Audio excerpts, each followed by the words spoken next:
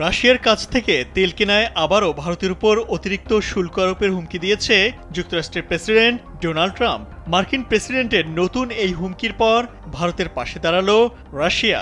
মঙ্গলবার মস্কো অভিযোগ করে বলেছে, যুক্তরাষ্ট্র ভারতের উপর অনৈতিক বাণিজ্যিক চাপ প্রয়োগ করেছে। সাংবাদিকদের সঙ্গে আলাপকালে ক্রেমলিনের মুখপাত্র দিমিত্রি পেসকভ বলেন, আমরা অনেক বিবৃতি শুনেছি যা হুমকি।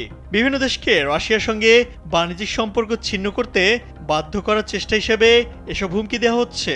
আমরা সব বিবৃতিকে বৈধ বলে মনে করি না। তিনি বলেন, আমরা বিশ্বাস করি সার্বভৌম দেশগুলোর নিজেদের বাণিজ্যিক অংশীদার ও অর্থনৈতিক সহযোগীদের বেছে নেওয়ার অধিকার রয়েছে এবং এই অধিকার থাকা উচিত, কারণ এটি তাদের জাতীয় স্বার্থের সঙ্গে সামঞ্জস্যপূর্ণ।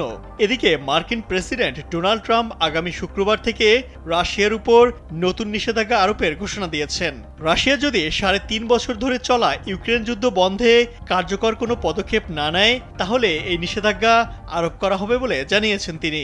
পাশাপাশি রাশিয়ার কাছ থেকে যারা জ্বালানি কিনবে তাদের উপরও শাস্তিমূলক ব্যবস্থা নেওয়ার হুঁশিয়ারি দিয়েছেন ডোনাল্ড ট্রাম্প। যদিও ইউক্রেনের সঙ্গে চলা যুদ্ধ নিয়ে রাশিয়ার অবস্থানে কোনো ধরনের পরিবর্তনের ইঙ্গিত দেননি দেশটির প্রেসিডেন্ট ভ্লাদিমির পুতিন।